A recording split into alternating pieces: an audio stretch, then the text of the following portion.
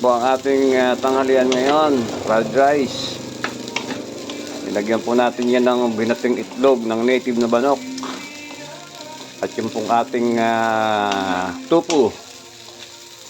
Yan. So ang ating tanghalian, kain na po tayo. Mga dudes. Luto na.